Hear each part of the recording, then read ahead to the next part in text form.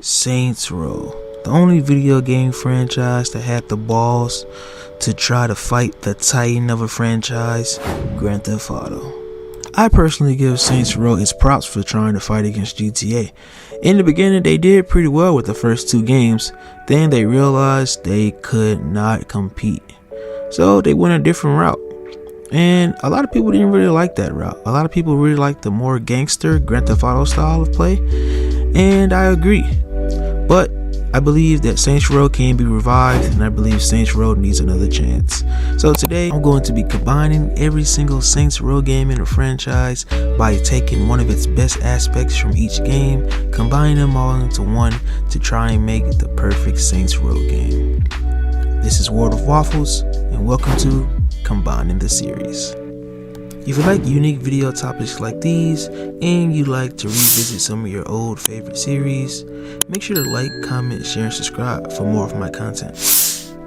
Now, since the Saints Row series doesn't have that many games, I'm going to be picking two things instead of one from each game. Now, with that being said, let's get right into the first game, the game that started it all, Saints Row. Now, the first two things I would take from the first Saints Row game, the one that started it all, has to be its gangster style of story mode. And I will also take the gangs that came from Saints Row 1. Now, unlike some of the goofier gangs in the franchise, such as the Luchadors from Saints Row 3, the gangs in Saints Row 1 actually had aura. Out of all the games in the franchise, these gangs had the most realistic motives, personalities, and even ways of taking over the city.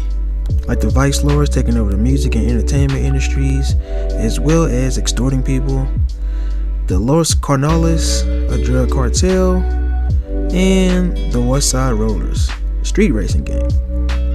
And as for the second thing, once again, I will be taking the gangster style story mode, and we will be going back, rebooting the whole series, and we will make it about being a Stillwater Saints Row, moving up the ranks, taking over the Saints, and taking over Stillwater. Saints Row 1 is the original, so it's pretty much a given that we'll have to take these two things if we want to make the Saints Row go back to its roots. Now, moving on to Saints Row 2. Saints Row 2, my favorite of the series, I will be taking Saints Row 2's crew. Now, Saints Row 2's crew is the best in the series in my opinion. You have the core member, Johnny Gat, and then you also have some cool new characters like Pierce and Carlos. Rest in peace, Carlos. Moment of silence for him.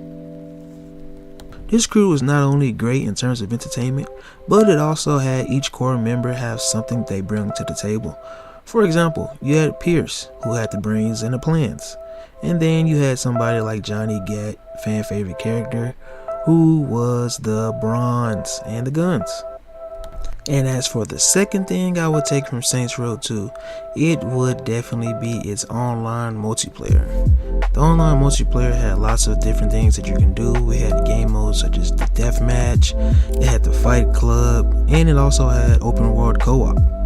Also, I would be adding every single game mode and deathmatch type from the other Saints Row games into this online, of course. So I'm not just taking the base Saints Row 2 online multiplayer, I'm just going to take its functionality. Next up, it's Saints Row 3. Now, this is where the series began to change and it began to go towards a more chaotic, goofy style of play instead of its core gangster style, similar to Grand Theft Auto type of vibe. Well, in my opinion, Saints Row 3 was not that bad in my opinion. And as for the two things I would take from Saints Row 3, or Saints Row the Third if you want to be technical, I would take Saints Row 3's weapons as well as Saints Row 3's zombies. Now, Saints Row 3 had the most fun and unique weapons in my opinion. You had the shark gun, would literally summon a shark from the ground to eat people, and you even had an airstrike gun. The weapon system in Saints Row 3 was actually cool as well because you could upgrade your guns and weapons and give them unique traits. Now, pairing these weapons with the zombies from Saints Row the 3rd would be awesome, especially for its own game mode and online co-op game mode.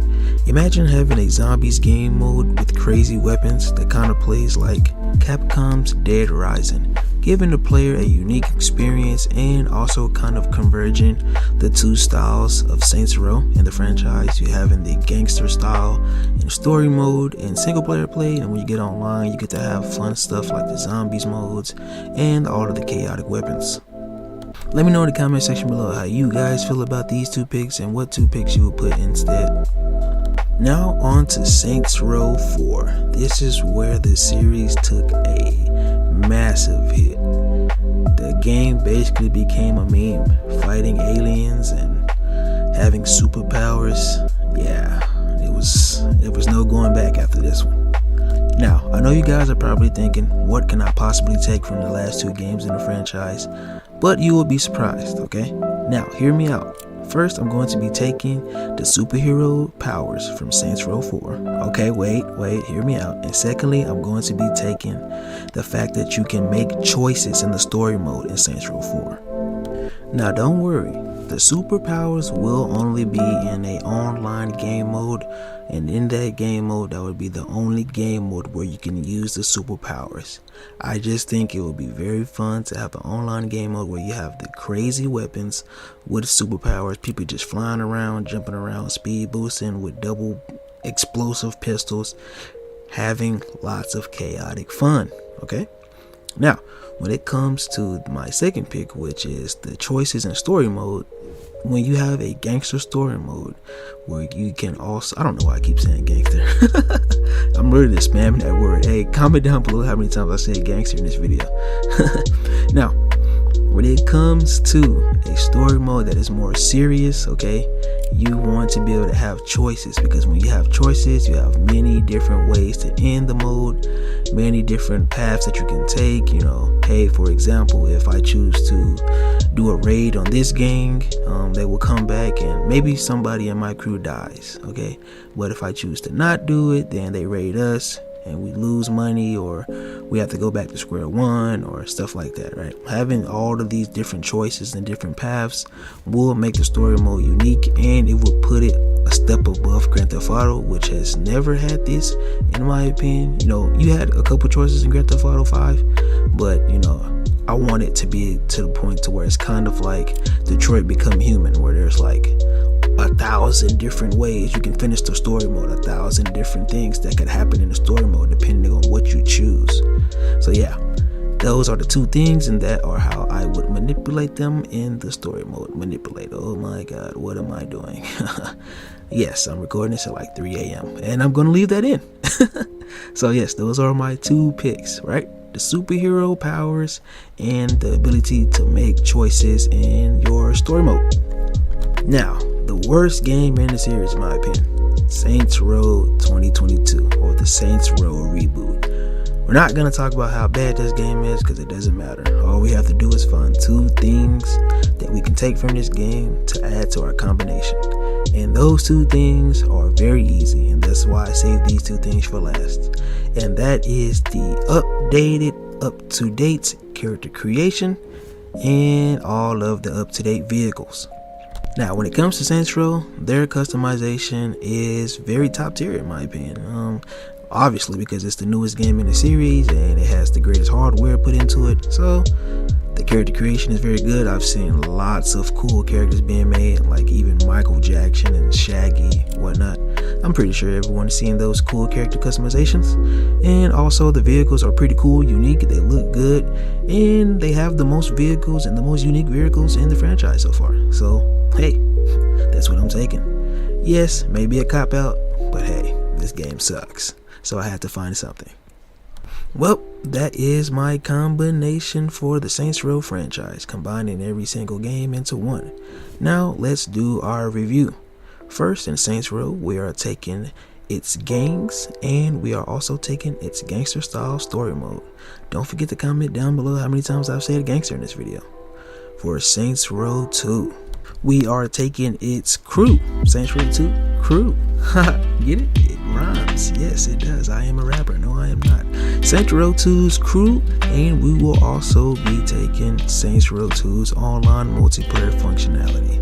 Saints Row 3 or Saints Row the Third, we will be taking its cool chaotic weaponry, and we will be taking its zombies. Saints Row 4, we will be taking its superpowers that will be implemented into its own chaotic game mode alongside Saints Row 3's weaponry. And we will also be taking the ability to make your own decisions that impact the story mode heavily in the game. And last but not least, the worst game of the franchise, we will be taking its up-to-date vehicles and its up-to-date character customization. And that is the game. Let me know in the comment section below how you guys feel. What would you take from each game and why? Do you like my game? And with this combination of games, what would you name the next game with these combination of things taken from each game? What would you name the game? I would name the game Saints Row, A New Legacy, because we gotta go back. It's Waffles. Make sure you like, comment, share, and subscribe if you like unique video topics like this. And I'm out. Peace.